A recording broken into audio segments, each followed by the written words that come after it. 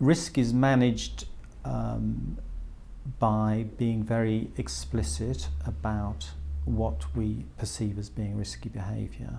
And if we see something that we think is unacceptable behaviour, then we will have an explicit conversation with the parent about how that risk is going to be managed. So, for example, if they say they have a problem with losing their temper, and that they do this in front of the children in a way that's traumatic and frightening to the children, we will have a conversation with them about how they are going to manage that.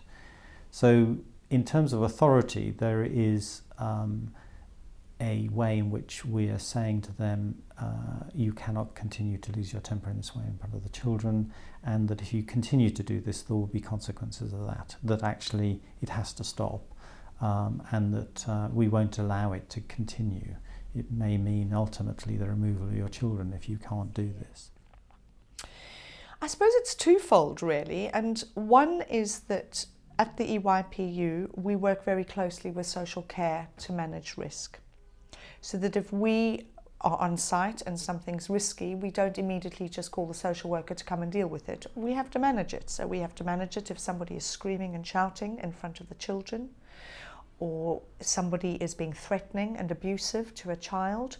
We would manage it on site by actually trying to help the person to calm down, to think something through, or if that's not possible, then we have to set a proper limit by calling in another authority, for example the police. That happens really infrequently, but that's what we would need to do. Then what we would do is that we would call the social worker to say, look, this has happened, this is a problem, you and the parent and us need to meet to think about what the next step is, so that all the risk is not left with the social worker who, is in another building somewhere, that actually this is something we all manage together. The other aspect of risk is managed by the parents themselves. And what I think is really important in this risk management that the parents are involved is that they're the first to come to us when they see something that worries them, about another way a parent is managing a child, or about a parent who may be just unable to contain themselves on the unit and is causing a real sense of harm to other people around. And they manage the risk. And then we think about the risk in group work and how best it can be managed as well. And actually, when you have these discussions with parents in a collaborative way, they come to largely the same conclusions that the professionals do with risk management. There's some risk that you have that you think, oh my God, we definitely have to edge towards court. We definitely have to maybe remove this child because it's so hopeless. And with EYPU, you kind of feel, yes, there's a risk, but there's a resource to use within the community to manage that risk.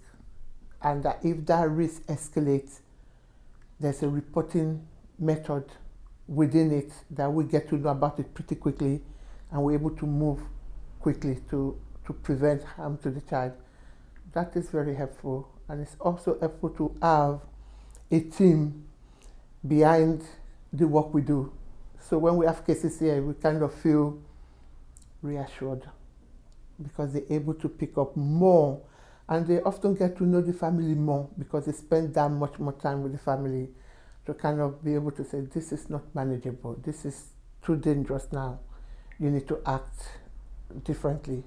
Or, yes, there are issues, but we're working at it, she's making good use of the session, she's improving.